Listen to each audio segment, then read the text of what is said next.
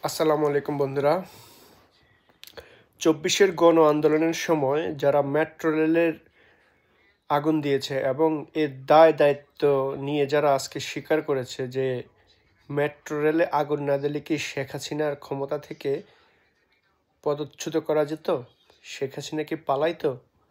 যদি ২৪-এ এই বাংলাদেশ পুলিশকে গুলি করা না হতো, মারা না হতো, থানায় আক্রমণ করা না হতো, জীবন্ত তাদেরকে পুঁতে ফেলা না হতো, তাহলে কি এই শেখ হাসিনা সরকারকে প্রতিহত করা যেত কিনা?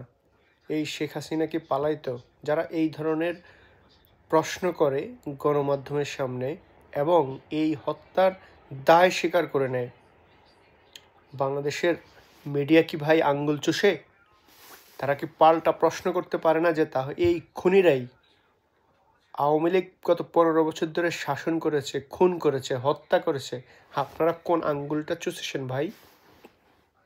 এই গণহত্যায় কি আমাদের প্রবাসীদের অবদান ছিল না? আমরা রেমিটেন্স শাটডাউন করেছি। একটা দেশের ধ্বংস করার জন্য আগে বলেছি, হত্যা করার প্রয়োজন নেই, মানুষ মারার প্রয়োজন নেই সেখানে একটা দেশ ধ্বংস করতে হলে কী কী জানতে হবে সেগুলো আপনারা জানুন। আজকে বড় বড় গলা করে বলেন আওয়ামী লীগকে আপনারা ক্ষমতায় আসতে দেবেন না, বিএনপিকে ক্ষমতায় আসতে দেবেন না। কাকে ক্ষমতায় আসতে দিবেন? আপনারা কারা? আপনাদেরকে দেশের দায়িত্ব কারা দিয়েছে? সমন্বয়কের নামে ডক্টর মোহাম্মদ ইউনূসকে সামনে রেখে আপনারা কি করতে চাচ্ছেন? স্বাধীনতার যে মূল স্থপতি, স্বাধীনতার যে মূল ইতিহাস, সেটা বাংলাদেশ থেকে আপনারা মুছে দিতে চান?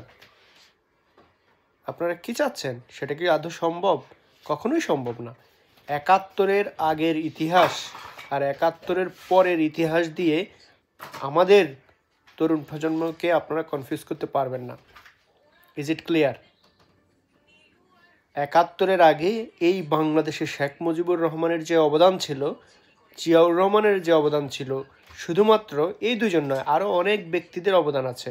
আমরা চাই সবার অবদান আমাদের পাঠ্য বইয়ে আসুক। আমরা সবার ইতিহাস, সবার অবদান সম্পর্কে জানতে চাই।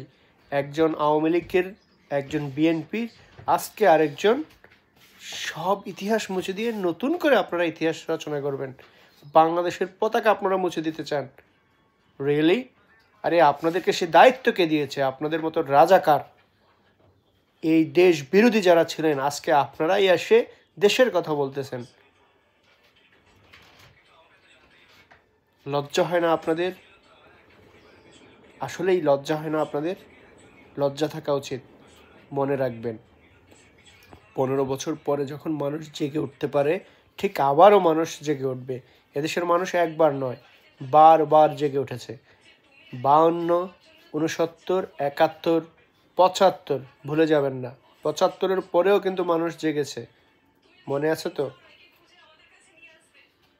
ঠিক ২০২৪-এও মানুষ জেগেছে। তো এই জায়গাগুলো আপনারা মনে রাখবেন।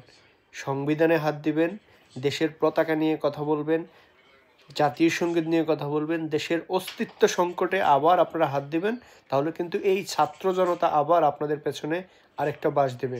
ভালো থাকবেন, ধন্যবাদ।